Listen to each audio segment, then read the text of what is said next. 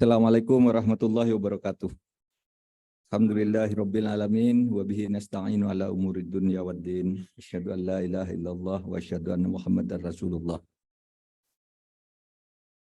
Yang hormat Bapak Dr. Ahmad Doli Kurnia Tanjung, Koordinator Presidium Majelis Nasional Kahmi, Ketua Komisi 2 DPR RI, Bapak Dr. Herman Khairon, Presiden. Mudah-mudahan anggota Komisi 6 DPR RI. Kemudian ada Bapak Ahmad Yohan, Presidium juga anggota Komisi 11 DPR RI. Kemudian Bapak Romo Syafi'i tidak hadir. Bapak atau adinda saya ini Muhammad Rifki Nizami Karsayuda, Presidium anggota Komisi 2 DPR RI. Pak Zulfikar Arsy tidak hadir. Kemudian Pak Dr. Sutomo juga tidak hadir. Yang ada di sini senior kita ini Bapak Abdullah Putih, anggota Presidium, anggota DPD RI, dan insya Allah anggota DPR RI besok kalau jadi. Mulai kampanye. Pak Saan Mustafa juga tidak hadir. Kemudian Majelis Nasional Forhati dan seluruh pengurus Forhati, saudara-saudara semuanya dari Majelis wilayah seluruh Indonesia yang hadir pada hari ini, dan Bapak Ibu sekalian. Saya tahu ini adalah tahun politik. Katanya sensitif kalau bicara politik di Kahmi pada situasi seperti ini. Oleh sebab itu topik yang diminta kepada saya memang bukan soal politik. Maksudnya biar ilmiah betul karena ini Dewan Pakar gitu.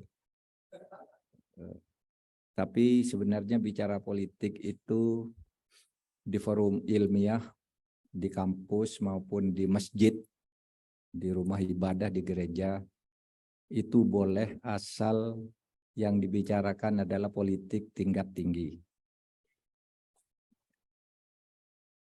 Bukan politik elektoral. Politik itu kan ada dua tingkatannya. Satu, kalau Pak Amin Rais itu dulu menyebut high politics. Politik tingkat tinggi politik, Gus Dur menyebut politik inspiratif. Politik kebangsaan, politik kenegaraan, politik kerakyatan itu tingkat tinggi. Ya bicara tentang ide keadilan, pemilu yang jujur, dan macam-macam. Itu bisa dibicarakan di masjid. Bicara keadilan setiap hari kita bicara di masjid, di gereja, di kampus. Bicara demokrasi yang sehat, bicara keselamatan rakyat, itu boleh politik. Politik dalam arti policy. Tapi kadang-kala orang bicara politik. Dari tiga arti politik itu kan, pertama politik itu artinya policy. Politik itu artinya politik sebagai tempat kehidupan bernegara dalam membuat keputusan-keputusan yang mengikat bersama. Itu politik, policy. Oleh sebab itu ada politik hukum, politik ekonomi, itu artinya kebijakan di bidang hukum, kebijakan di bidang ekonomi. Dulu kata politik itu sendiri yang kemudian diartikan negara itu kan berasal dari kata polis, hidup bernegara. Nah di situ ada tingkatan politik, tingkat tinggi, tingkat rendah. Lalu ada politik dalam arti strategi untuk menentukan cara mencapai kemenangan. Ada juga politik dalam arti taktik. Gitu. Nah yang banyak kita bicarakan ini kan taktik. Yang dilarang di masjid itu jangan bicara taktik. Itu menimbulkan perpecahan. Anda harus milih ini, jangan itu. Yang ini lebih baik, yang itu lebih jelek. Nah itu sudah politik rendah. Kalau bicara keadilan, mari kita bangun negara ini agar adil sesuai dengan Pancasila dan Undang-Undang Dasar. Nah itu politik tingkat tinggi, tidak apa-apa, siapapun boleh. Karena di dalam kata keadilan ini ada kalimatun sawa. Kalimatun sawa itu dalam agama artinya bagian-bagian visi yang sama. Misalnya, kalau saya di sini lihat dari sana ada PDIP, ada Demokrat, ada Golkar, ada PAN, dan sebagainya. Itu kalau bicara elektoral, pasti beda. Kalau PDIP, saya mau milih Ganjar. Kalau Demokrat, saya mau milih Anies. PAN, saya milih Erick Thohir.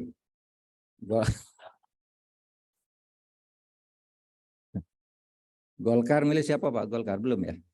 Pak Airlangga Hartarto misalnya. Nah itu politik elektoral, pasti menimbulkan perpecahan.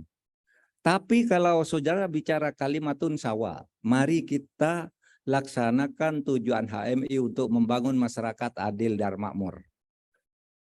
PDIP, Demokrat, Golkar, PAN pasti setuju. Pasti setuju. Nah itu namanya kalimatun sawa. Mari kita memilih pemimpin yang berani memberantas ketidakadilan. Nah itu kalimatun sawa. Orangnya siapa? Nah, pilih sendiri-sendiri. Mari kita pilih pemimpin yang jujur. Mari kita pilih partai ini. Nah, itu pemimpin yang jujur itu adalah kalimatun sawa, high politics. Sedangkan kalau partai ini, partai itu politik tingkat rendah. Rendah itu bukan murahan ya. Rendah tingkatannya aja. Ini yang praktis lah. Lalu yang ini inspiratif. Nah, oleh sebab itu, di dalam agama pun itu tidak dilarang berpolitik. Kok kan ada orang sekarang, agama jangan dicampur politik itu jahat. Tidak jahat. Karena politik itu adalah fitrah. Politik kalau dalam arti negara, saudara, politik kalau dalam arti negara, itu merupakan sunnatullah. Karena tidak ada seorang pun di muka bumi ini yang boleh hidup di luar negara. Tidak boleh. Saudara mau apa? Saya tidak suka Indonesia, saya mau pindah. Kemana pindahnya? Ke Australia. Australia itu negara juga. Saudara datang ke sana ditanya, kamu dari negara mana? Mana paspormu? Apa kewarganegaraanmu? Tidak boleh. Secuil pun, tidak ada secuil pun di muka bumi ini yang tidak ada kekuasaan negara. Oleh sebab itu, karena politik adalah fitrah, maka di dalam Islam juga ada ajaran hidup berpolitik. Ada yang mengatakan gini, Nabi Muhammad tuh ketika turun pertama kali itu tidak diajari politik. Tetapi diajari apa? Diajari tauhid. Iya. Pada saat mendapat wahyu yang pertama. Tapi wahyu yang kedua dan berikutnya itu adalah perintah-perintah politik. Apa perintah politik? Nabi, kamu lawan itu ketidakadilan. Masyarakat Quraisy di Mekah itu tidak adil. Harus kamu lawan, harus kamu sadarkan dia agar berlaku adil terhadap sesama manusia dan menjaga kehidupan ini dengan damai. Itu adalah perintah politik, saudara. Perintah sholat itu masih nanti, masih lama. Itu perintah pertama itu melawan ketidakadilan. Sholat nanti sesudah hijrah itu baru diperintahkan sholat kamu. Sesudah hijrah baru diperintahkan puasa. Saat pertama di Mekah itu perintah pertamanya baca syahadat, Iqra bismi rabbikal ladzi khalaq. Bacalah dengan nama Tuhanmu yang telah menciptakan. Khalaqal insan min alaq, yang telah menciptakan manusia dari segumpal darah. Iqra wa rabbukal akram. Ini sudah nih mulai ini. Iqra wa rabbukal akram, bacalah dengan nama Tuhanmu yang maha agung, alladzi 'allama bil qalam, yang mengajarkan kamu dengan kalam. Kalam itu logika, ilmu pengetahuan, metodologi. Tapi juga ada allamal insana malam ya'lam. Juga mengajar kepadamu apa yang tidak ada metodologinya, tapi itu terjadi di dalam kehidupan. Itulah disebut kegaiban-kegaiban di dalam hidup. Tapi di dalam Islam itu kita dilarang menganut rasionalisme. Saudara, dilarang menganut rasionalisme. tetapi wajib menganut rasionalitas. Itu tadi dalilnya. Rasionalitas itu alladzi 'allama bil qalam, mengajarkan kamu dengan kalam. Kalam itu metodologi rasional. Kamu harus belajar ilmu ini, kalau digital metodenya begini, kalau ini metodenya gini, eksperimentasinya begini, cedap, itu ilmiah udah. Kalau tanggal sekian bulan Juni maghrib jatuh pada jam sekian, itu ilmiah, ilmu falak. Itu alladzi 'allama bil qalam, bisa dihitung. Tetapi saudara, 'allamal insan ma lam ya'lam. Juga Allah menurunkan ilmu yang tidak ada metodologinya tapi terjadi begitu saja. Di tempatnya, atau di tempat kita semua lah, di tempat Rifki Karsayuda, di tempat saya, itu kan banyak sekali ya, santet misalnya. Tidak ada ilmunya, saudara gitu sakit dia. Yang cerita yang sangat terkenal kalau di Indonesia itu ada anak suku dalam di Jambi. Bisa terkenal. Ada seorang anak pejabat dari Jakarta ke sana, ketemu anak suku dalam di pasar minta-minta. Dibentak-bentak, kamu kotor, bau, mengganggu saya. Lalu apa? Meludah dia. Gitu. Sama anak suku dalam ini dibawa. Ludahnya tuh dibawa pulang. Besok si perempuan ini ngejar mencari ke rumahnya, minta dinikahi. Ada ilmunya enggak itu? Ada metodologinya enggak? Enggak ada. Karena itu namanya allamal insana malam ya'lam. Mengajar kepada manusia hal yang tidak ada metodologinya. Sekarang siapa Mbak Daya ya? Putri Daya ya? Yang dari Daya itu. Ya, Ida Daya. Itu bisa, meskipun itu konon hanya sebentar, tangan yang bengkok itu bisa diluruskan lagi, gitu, sudah lurus. Bahwa kemudian sesudah dia pulang nih bengkok lagi, itu tetap gaib. Itu tetap allamal insan malam ya'lam, tetap Anda tidak tahu metodologinya. Karena Tuhan itu menurunkan yang masuk akal dan tidak masuk akal. Maka di dalam Islam itu ada 10 jenis ketidakmasuk akalan yang selalu terjadi. Di mana? Satu mukjizat, itu mukjizat. Nabi Musa mecah laut, gitu. Nabi Muhammad bersembunyi di gua, tiba-tiba dalam waktu kita sudah ditutup oleh sarang laba-laba, itu mukjizat. Mau di pedang, pedangnya jatuh, itu mukjizat. Yang satu mukjizat, dua sihir. Kerjaannya setan. Lalu ada karomah, ada ma'unah, dan seterusnya, ada istidraj. Ada 10 jenis kegaiban-kegaiban yang tak ada metodologinya. Nah, kalau di kalangan pesantren itu, yang tidak ada metodologinya itu misalnya ini. Orang tidak pernah belajar, tapi tiba-tiba mengerti semua ilmu. Biasanya ada kiai besar, tiba-tiba meninggal, pewarisnya tidak ada. Anaknya yang tidak pernah belajar tiba-tiba bisa mengajar semua kitab. Saya kenal ada namanya Gus Maksum di Lumajang itu. Dia tiba-tiba meninggal. Tidak ada pewarisnya lagi. Kamu harus jadi kiai. Jadi kiai bisa ngajar dia. Itu disebut ilmu laduni. Allamal insan malam ya'lam. Ada yang seperti itu. Yang tidak Islam lah. Juga allamal insan malam ya'lam. Saya pernah ikut konsernya Jaya Suprana. Ada seorang anak buta. Namanya Michael Cheng. Sekarang masih ada, masih muda. Sekarang umur 14 tahun. Tapi saya ikut konsernya itu kira-kira 4 tahun lalu. Tahu enggak? Michael Cheng ini buta, enggak pernah belajar musik. Tapi disuruh main piano apapun, lagu apapun dia bisa. Sampai suatu saat yang kemudian Jaya Suprana yang menurut saya itu ateis. Ya Suprana menurut saya ateis karena ya Tuhan ya sama aja dan sebagainya. Nah, suatu saat dia tampilkan dia di konsernya. Si Michael Cheng itu menyanyikan lagu, membawakan lagu dengan piano sangat indah, sophisticated. Lalu ditanyakan, saya tanya, Mas Jaya, kenapa Anda bawa itu? Ini anak ajaib. Saya menciptakan lagu ini untuk menulis disertasi di Jerman. 2 tahun berdarah-darah karena sulitnya untuk sampai pada ini. Saya tidak pernah ketemu dia. Tiba-tiba saya datang ke asramanya, dari dalam kamarnya dia memainkan piano persis dengan lagu yang saya ciptakan, belum pernah saya berikan ke orang lain. Sehingga kata Jaya Suprana, kalau begitu saya percaya ada Tuhan yang Maha Esa. Ini Jaya Suprana, Jaya Suprana. Itulah yang dikatakan adalah lamal insan. Malam ya'lam. Allah juga memberikan pengetahuan kepada manusia, tapi tidak ada dasar metodologinya. Kamu cara metodenya gimana sih itu? Eksperimennya gimana sih? Tidak ada. Pokoknya jadi gitu aja. Dan itu banyak mukjizat. Kalau kiai namanya karomah. Dulu ada cerita itu kiai dari Kediri itu, ketika sedang ada tamu, aduh, tenggelam. Sebentar lagi ada berita di TV. Pada waktu itu, di RRI waktu itu. Apa? Tampo Mas 2 tenggelam.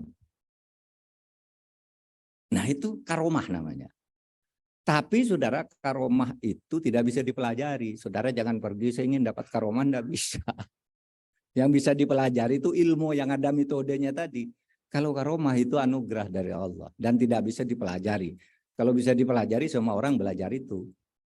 Karena semuanya bisa didapat dengan cara ajaib. Nah, saudara, yang seperti ini, saudara, yang boleh saya jadikan bagian ceramah dari Dewan Pakar. Jadi saya tidak bicara politik elektoral. Ya. Nah, kepada saya, saudara, saya cerita sedikit sesuai dengan judul yang dikirim kepada saya, yaitu tentang KUHP baru yang direbutkan. Yang kemarin tentu sudah ikut dibahas oleh Mas Doli Kurnia, Pak Herman Khairon, kemudian Rifki Karsayuda yang kemarin sudah anggota DPR. Pak Yusan sudah anggota DPR sekarang ya? Apa? Sudah ya, ikut berarti mengesahkan KUHP yang baru kemarin. Dan yang lain. Ya. Jadi, saudara, KUHP yang kemarin itu baru disahkan setelah 59 tahun dibahas.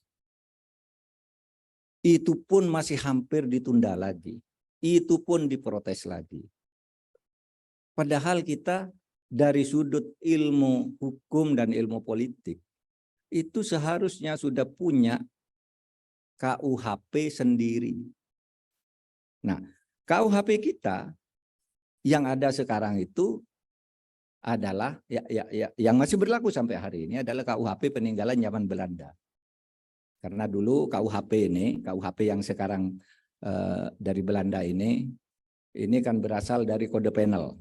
Kode penal di Perancis tahun 1810. 1811 Perancis menjajah Belanda sampai 1815. Nah, kode penal itu menjadi kitab undang-undang hukum pidana di Belanda, Wetboek van Strafrecht. Nah, pada tahun 1847 dibawa ke Indonesia oleh Belanda sebagai penjajah.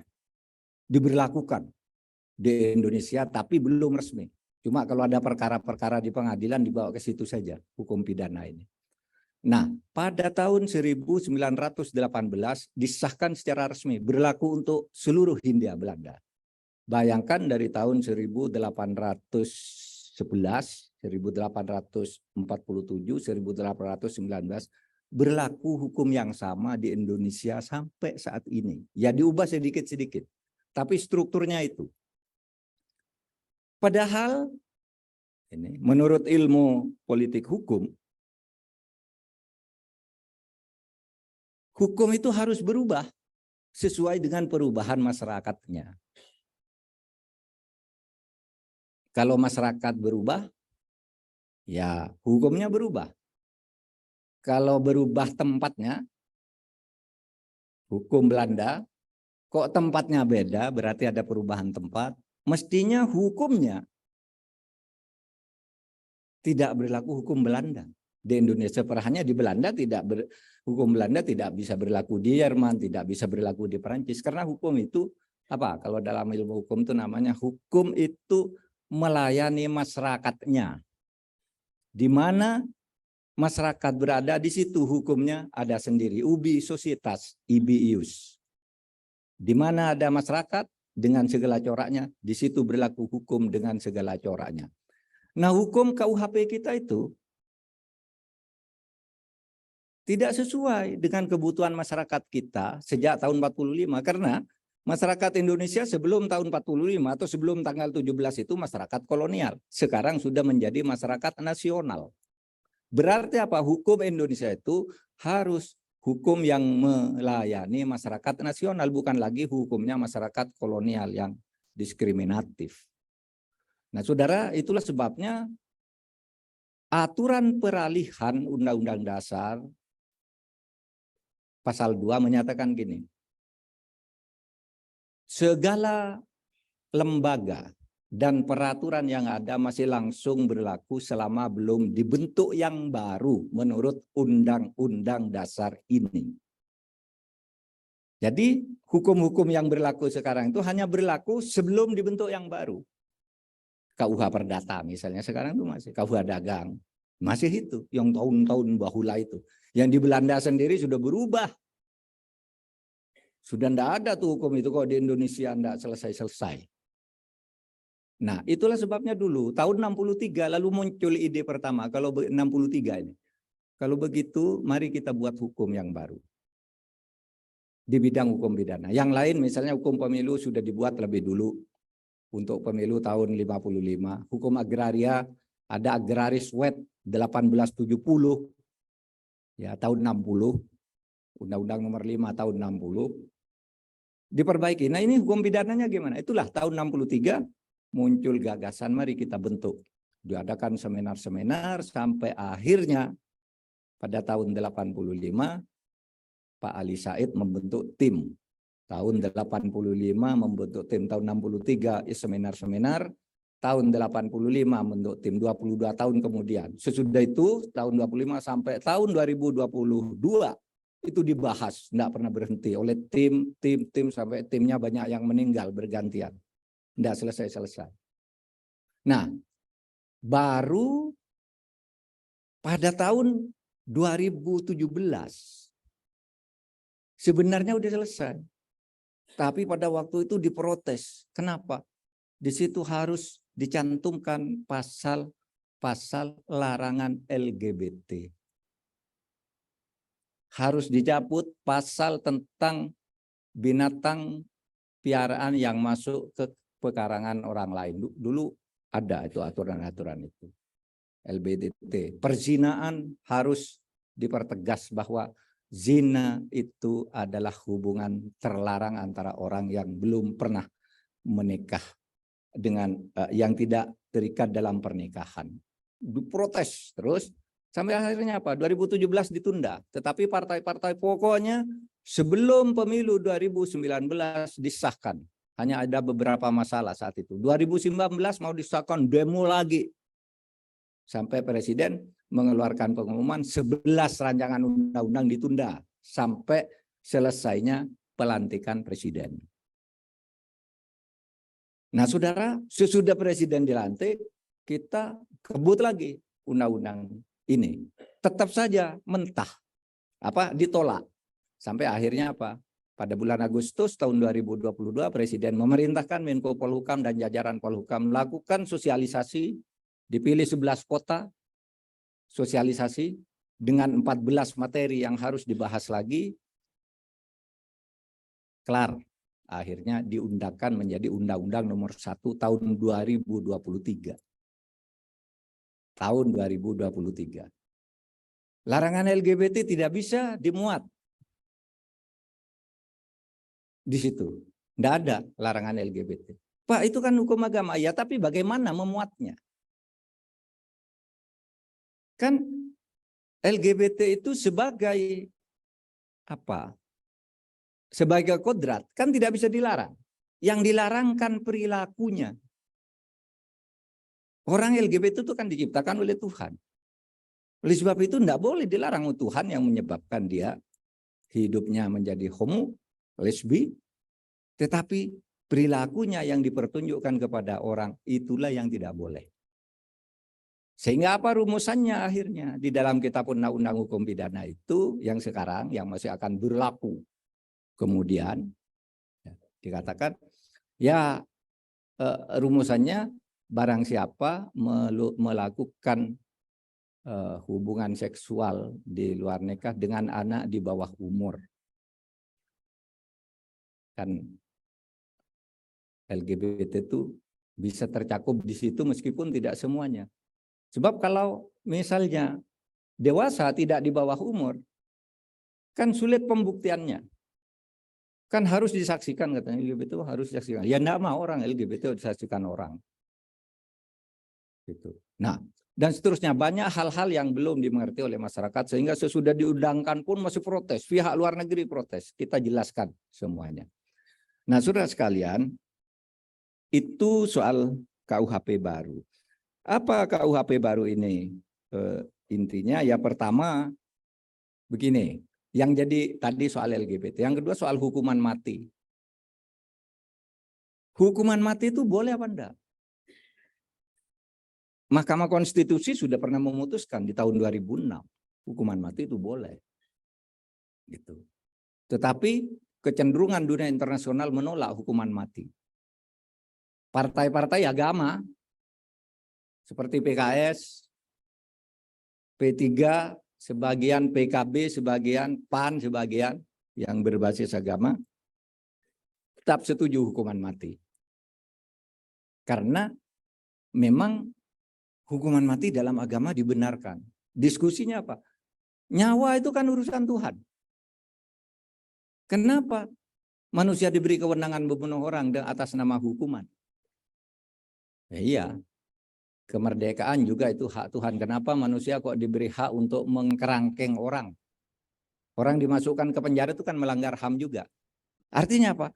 Kalau hukum menyatakan hak asasi manusia seseorang harus dilanggar, ya dilanggar asal ada undang-undangnya. Itu perdebatannya. Oleh sebab itu kalau hukuman mati dicantumkan, ya tetap boleh. Nah, di dalam hukum kita akhirnya, dalam KUHP barunya, akhirnya disetujui hukuman mati, disetujui tetap berlaku, tapi bukan hukuman pokok. Dulu hukuman mati itu, hukuman pokok itu hukuman mati, hukuman penjara. Lalu hukuman denda, hukuman tambahan. Sekarang bukan hukuman pokok, hukuman apa jadinya? Hukuman khusus. Hanya dijatuhkan kepada seseorang yang telah melakukan kejahatan luar biasa secara khusus, dan itu harus alternatif nanti tuntutannya. Hukuman mati atau hukuman seumur hidup, tetap harus alternatif. Jadi kalau begitu gimana? Berlaku enggak hukuman mati? Boleh. Ada pembatasannya lagi. Kalau dalam 10 tahun dia belum dieksekusi dan selama 10 tahun itu berlaku baik, hukuman mati itu diturunkan menjadi hukuman seumur hidup. Ini perdebatannya. Nah, saudara banyak yang diperdebatkan, tetapi saya ingin mengatakan, kenapa sampai terjadi ya perdebatan yang panjang itu. Ini perdebatannya teoritis, saudara sekalian. Perdebatannya tuh begini. Pertama, di Indonesia ini terjadi pertentangan faham antara kelompok universalisme dan partikularisme di dalam penegakan hak asasi manusia. Apa itu? Kaum universalis mengatakan hak asasi manusia itu sama di seluruh dunia. Oleh sebab itu, larangan hukuman mati itu harus berlaku di seluruh dunia.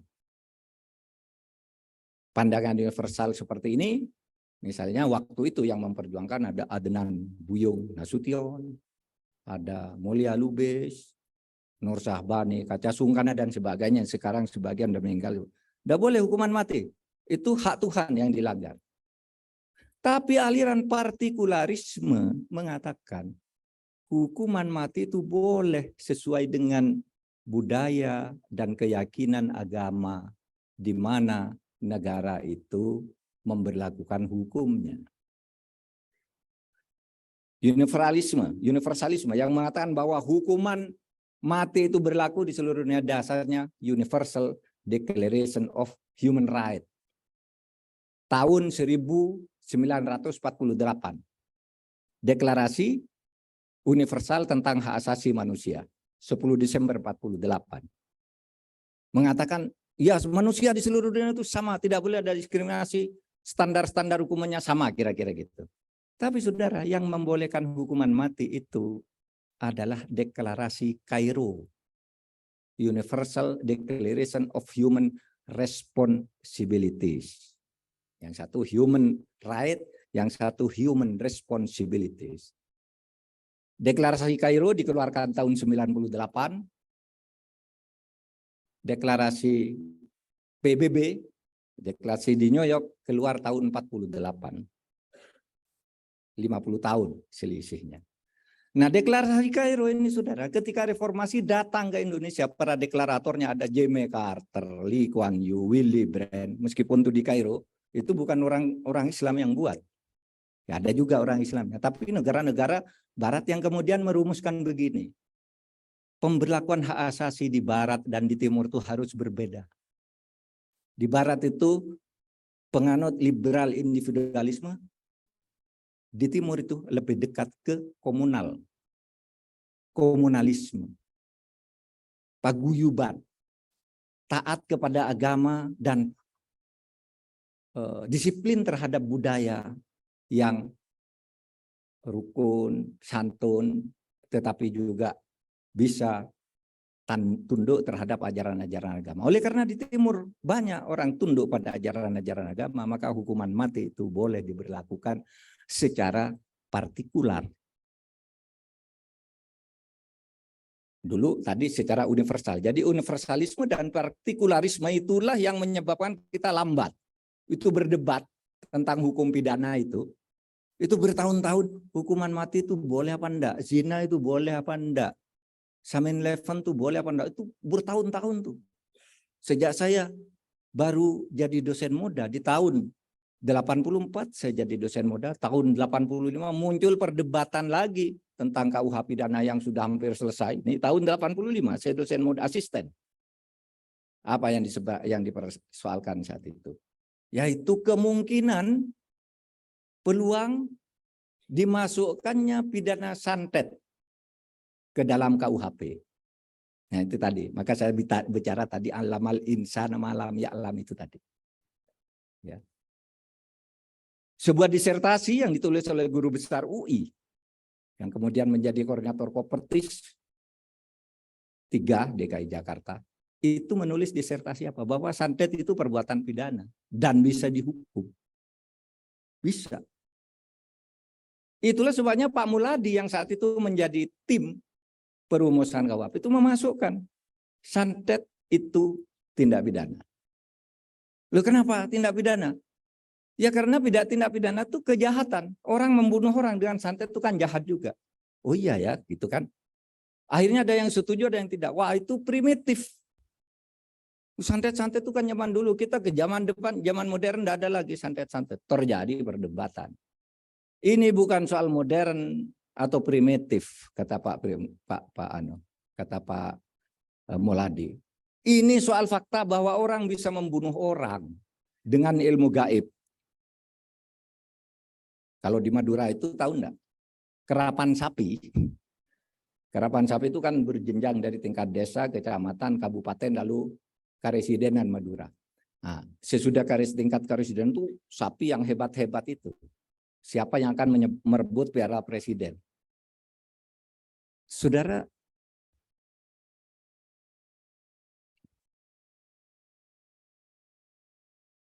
kita mau terus enggak?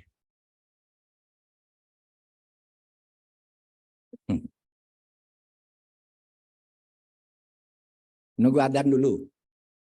Bukan karena wajib berhenti kalau ada adzan, tapi terganggu kalau kita terus diganggu oleh adzan. Enggak begini, hukumnya itu begini. Menjawab adzan itu adalah fardu kifayah. Kalau di sana ada orang adzan, orang yang di dekatnya sudah ada yang jawab, orang yang di luar sudah ada yang jawab, kita tidak wajib jawab. Itu namanya fardu kifayah. Mencari ilmu itu adalah fardu ain. Ya. Mencari ilmu itu fardu ain apa artinya? Setiap orang wajib melakukannya. Maka disebut faridatul ilmi. Faridatun ala kulli muslimin, setiap orang Islam, wa muslimah. Lalu Bapak kenapa berhenti ada adzan? Bukan karena wajib berhenti, tetapi karena kalau enggak itu terganggu. Nanti sesudah adzan di sana, sebentar lagi muncul adzan yang di sana lagi kan. Muncul di sana ini ada terganggu. Maka kita berhenti aja dulu.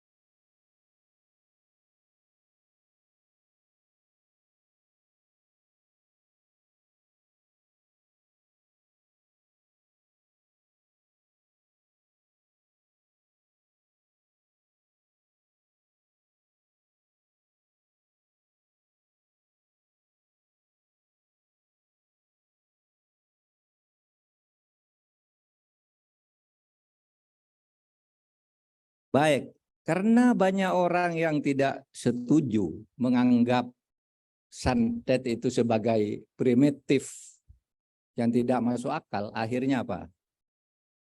Diadakan seminar di Ancol yang sekarang menjadi Hotel Marco Polo itu ya.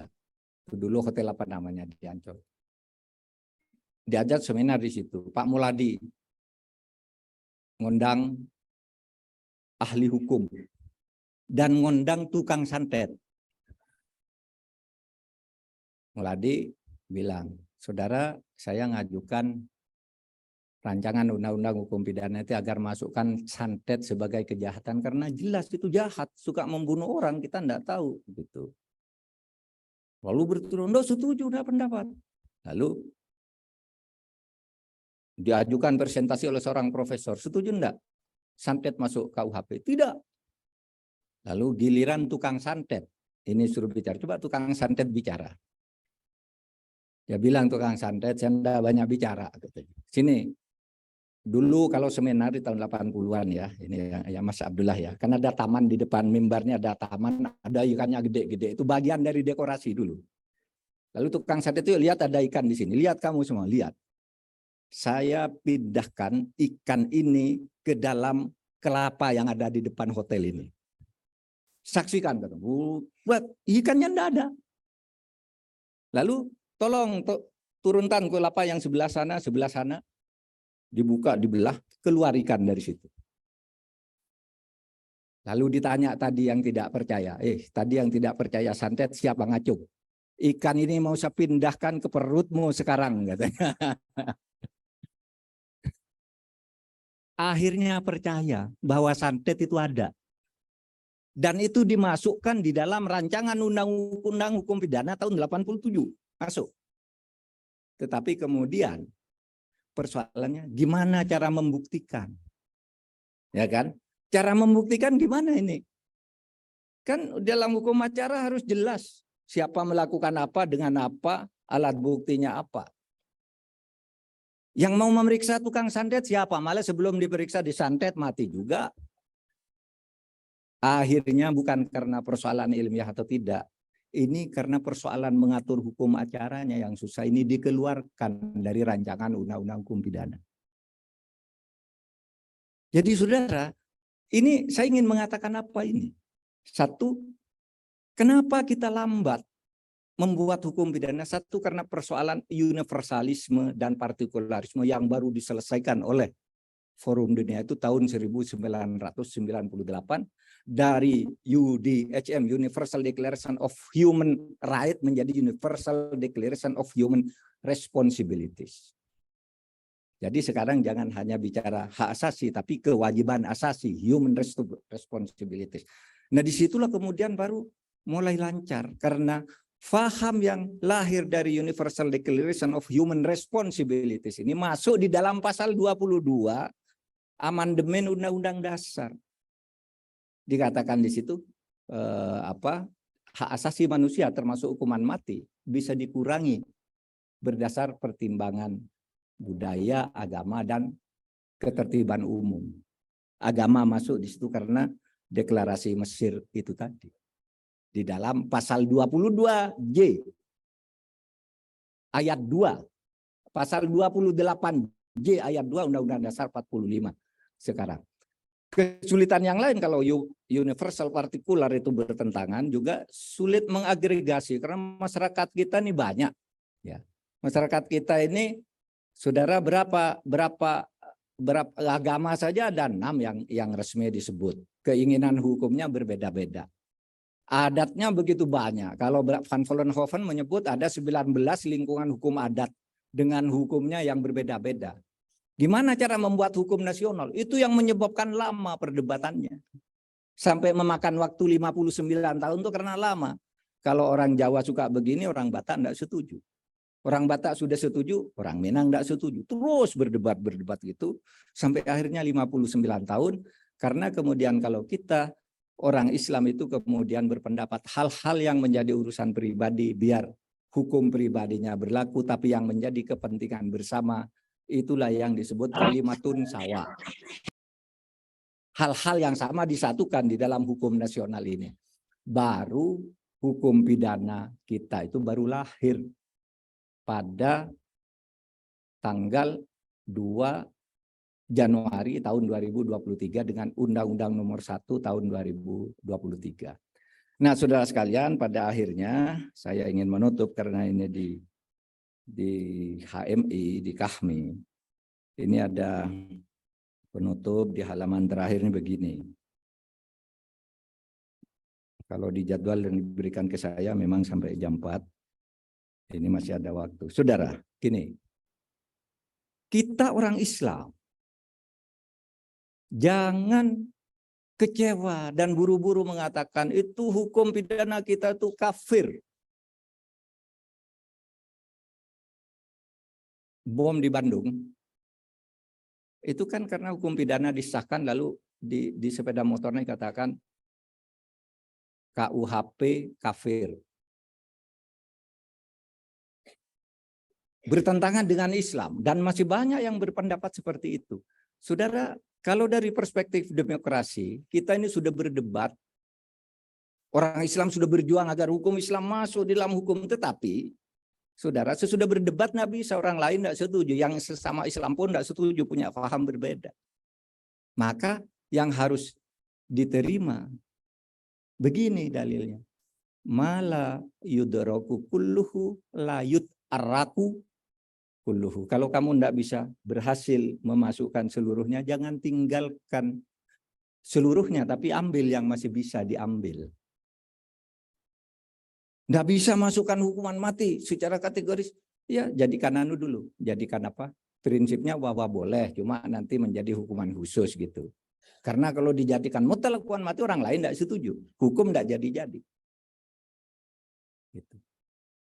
Dalam semua hal, kita sudah perjuangan itu semua, lalu hukum nasional harus ada sesuai dengan ideologi, maka diciptakanlah hukum-hukum nasional yang berlaku untuk semuanya, tapi ada juga hal-hal hukum yang berlaku bagi setiap kelompok, misalnya hukum perdata bagi orang Islam berlaku bagi orang Islam, silahkan, bagi orang Kristen silahkan gitu, tapi yang hukum publik itu berlaku untuk semuanya. Nah, yang menggembirakan, membesarkan kita, hukum-hukum modern itu, ya hukum-hukum modern itu sebenarnya belajarnya dulu dari hukum Islam. Misalnya begini, tadi saya katakan begini ya. Hukum itu berubah kalau masyarakatnya berubah. Itu ada di dalam bukunya Casey Ware, The Modern Constitution. Mas Rifki Karsayuda, ingat ini buku terbit tahun 61. The Modern dikatakan hukum berubah, hukum itu resultante saja, kesepakatan. Kalau masyarakatnya berubah, waktunya berubah. Nah, dalil yang seperti ini itu sudah ada pada tahun 1290 di dalam studi fikih Islam yang diciptakan oleh Ibnul Qayyim Al-Jauziyah. Apa dia bilang? La yungkaru taghayyurul ahkam bi taghayyiril azman wal amkan wal awaid. Tidak bisa dipungkiri dalam perjalanan seluruh umat manusia termasuk dalam perjalanan agama Islam sejak tahun 571 sampai 1290 saat itu. Hukum-hukum itu berubah kalau waktunya berubah. Kalau tempatnya berubah. Bitaghayyiril azman, zamannya berubah, wal amkan, makannya, tempatnya berubah, wal awaid, budayanya berubah. Maka beda hukum yang berlaku di Mesir dan berlaku di Irak meskipun sama-sama Islam. Beda hukum yang berlaku di zaman Abu Bakar dengan yang berlaku di zaman Umar dalam hal-hal tertentu. Coba, kalau Abu Bakar itu strict kepada Al-Quran. Sedekah itu diberikan kepada 8 kelompok. Innamas shadaqatu lil fuqara'i wal masakin wal amilina wal gharimina wal muallafatu qulubuhum wa ibnas sabil wa fi sabilillah wa fi sabilillah wa sabil. Diberi ke kelompok ini. Muallaf diberi zakat. Zaman Abu Bakar begitu ada zakat dibagi ini untuk muallaf, orang masuk Islam. Tapi begitu Umar jadi khalifah, muallaf tidak boleh dapat zakat. Loh, Umar, itu ketentuan Al-Quran. Ya, Al-Quran kan turun di waktu itu ketika Islam mencari pengikut. Sekarang orang Islam sudah banyak yang masuk. Kita tidak perlu maksa-maksa orang kaya-kaya sekarang. Baru masuk Islam masa diberi zakat, kata Umar. Tidak diberi zakat sama Umar. Itu. Jadi berubah. Zaman berubah. Situasi politiknya berubah, hukumnya pun diubah. Coba siapa yang mau mengatakan Umar kafir karena tidak tunduk pada Al-Quran? Tidak ada. Berani bilang Umar kafir. Karena Umar ini 1 dari 10 orang yang dijamin masuk surga di dalam hadis. Umar bagian misalnya. Bagian zakat untuk keluarga Nabi. Disebut di dalam Al-Quran ini 1/5 untuk keluarga Nabi. Namanya humus. Di zaman Abu Bakar setiap keluarga Nabi diberi.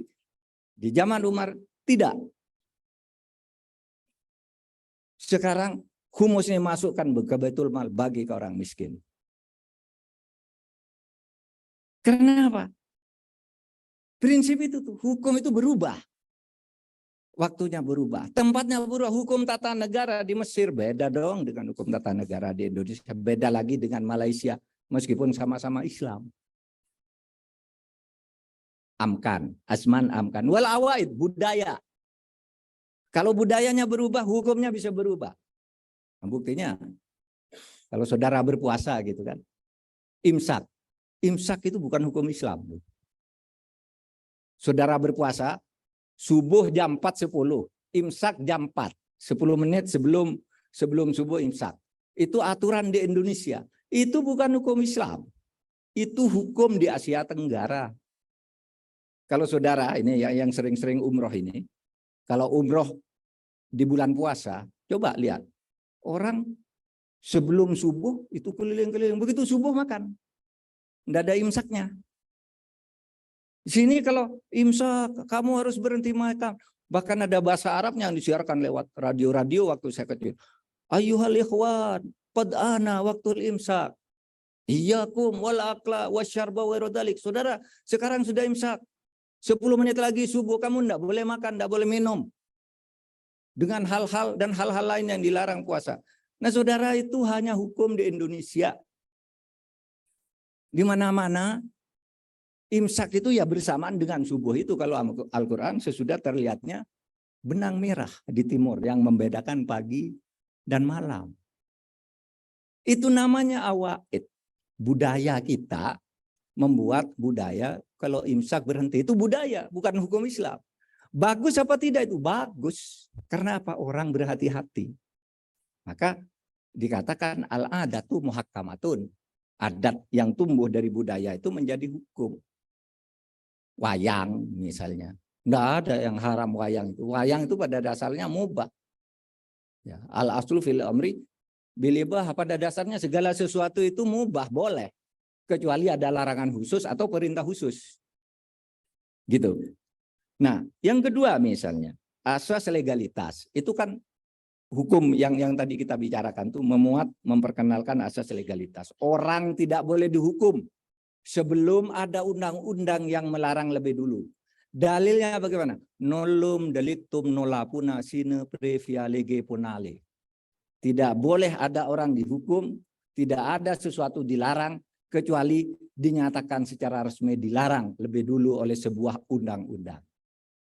Wah, jadi jangan sembarang menghukum orang. Orang ngisap ganja, tidak boleh dihukum sebelum ada undang-undang larangan ngisap ganja. Oleh sebab itu, dulu tidak ada larangan ganja. Orang suka-suka aja. Begitu ada undang-undang, nah itu dilarang. Itu namanya asas legalitas. Nah di dalam Al-Quran sama tuh, ada dalilnya tuh waktu Nabi ngatakan wa ma kunna mu'adzibina hatta nab'atsa rasula. Tidak boleh orang itu diadab, tidak boleh orang itu dihukum sebelum sampai kepadanya aturan-aturan yang dibawa oleh Rasul. Hebat tuh hukum Islam. Kalau putusan hakim sudah inkrah, itu berlaku meskipun salah. Saya hakim memutus sesuatu, ternyata salah. Ya berlaku kalau sudah inkrah. Kesalahan saya apa? Keliru nafsir atau karena nerima suap? Karena nerima suap, saya yang dipenjara. Hukumnya tetap mengikat. Maka di dalam Islam ada dalilnya juga. Hukmul hakim yarfa'ul khilaf. Ada tuh asas hukum yang datang kemudian menghapus hukum yang datang lebih dulu. Itu namanya hukum tentang nasih dan mansuh.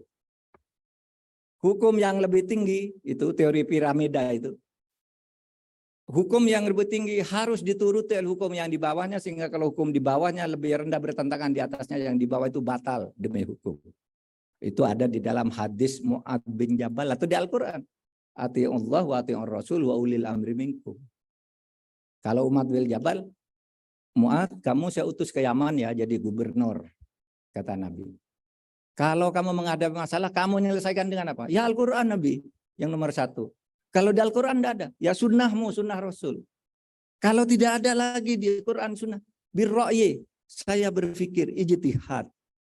Itu urutannya. Itu yang melahirkan teori piramida, Stephen Bow teori di dalam hukum modern. Oleh sebab itu saudara jangan kecil hati seakan-akan Islam ini semakin lama disingkirkan. Enggak. Substansi luhur ajaran Islam semakin hari semakin lama terus masuk di dalam kehidupan bermasyarakat dan berbangsa negara kita Indonesia. Termasuk orang-orang Islam yang dulunya saudara tidak bisa membayangkan di tahun 70-an. Bayangkan Pak Herman Khairon, Pak Abdullah Putih, Pak ini mau jadi anggota DPR gitu. Bunda bayangkan waktu itu. Orang Islam ini kumuh tidak bisa jadi anggota DPR. Tapi sekarang karena perjuangan itu tadi, mobilitas sosial vertikal umat Islam naik ini karena salah satunya karena juga lahir HMI, saudara. Iya, karena pada waktu itu HMI itu didirikan untuk apa? Indonesia ini merdeka. Kalau merdeka harus ada orang-orang Islam yang mengurus. Oleh sebab itu didirikan perguruan tinggi Islam. Namanya Sekolah Tinggi Islam. Diresmikan oleh Bung Karno dan Bung Hatta di Gondangdia. Sekolah Tinggi Islam ini pada tahun 46 berpindah ke Jogja menjadi Universitas Islam Indonesia, dan tahun 47 di kampus itu berdiri Himpunan Mahasiswa Islam. Untuk apa? Mencetak seperti saudara ini. Itu ada ketua DPRD, ada anggota DPR, ada bupati, ada mana tadi, macam-macam. Karena ini mobilitas sosial vertikal umat Islam ini tumbuh dengan baik. Dulu jangan bayangkan kalau ada orang bisa sembarangan jadi menteri itu kalau orang Islam enggak. Jatahnya orang Islam itu dulu hanya menteri agama. Sampai tahun 70-an menteri agama aja. Di luar itu orang Islam yang Islamnya enggak Islam-Islam banget. Tapi sekarang orang Islam udah bisa jadi menteri luar negeri Pak Alwi Shihab. Yusril Menkumham. Saya Menko Polhukam. Bisa tuh? Bisa. Karena mobilitas sosial vertikal. Oleh sebab itu, saudara ini adalah tuan rumah di negeri ini. Jangan mengatakan Islam didiskriminasi, enggak ada. Masuk aja ke pemerintahan, atur kalau ingin memasukkan nilai-nilai Islamnya di situ. Kalau tidak bisa formalnya, substansinya seperti ini tadi. Karena di dalam Islam itu ada dalil al-ibrah fil Islam bil jauhar, la bil madhar. Patokan dasar kalau kamu memperjuangkan Islam itu substansinya, jangan simbolnya. Enggak usah bendera Islam, enggak usah tulisan kalimat tauhid, enggak usah. Penting kamu perjuangkan. Hai beriman kamu. Hai berlaku baik kamu. Hai berakhlak kamu. Enggak usah namanya partai Islam ini, organisasi ini. Enggak perlu. Atau tidak harus. Tapi substansinya. Nilai-nilai substansi Islam itu diperjuangkan. Nah, saudara punya kesempatan melalui pemilu, silakan tuh rebut kursi-kursi di berbagai tempat, lalu berjuang dari situ. Kalau Anda punya idealisme, perjuangkan dari situ, maka di situ nilai-nilai KHM-ian itu akan bertemu di satu titik. Mungkin bertemu di DPR seperti ini, partainya berbeda, sama-sama DPR. Pasti nilai-nilai idealisme keagamannya, keislaman, nilai dasarnya itu pasti muncul untuk bertahan. Ketemu di istana, ketemu lagi HMI-nya di situ. Ketemu di Mahkamah Agung, ketemu lagi HMI-nya di situ. Nah, itulah cara kita berjuang. Bolehkah eksklusif? Ya silakan aja kalau bisa, tapi tidak pernah akan bisa perjuangan eksklusif itu di mana-mana. Karena sekarang tidak ada dunia yang monolitik. Tuntutan dunia ke depan adalah kosmopolit, kesewargaan. Itu tuntutan kita yang ke depan. Nah, saudara sekalian, selamat Rakernas. Kepada saudara sekalian menyongsong masa depan, saya akhiri. Assalamualaikum warahmatullahi wabarakatuh.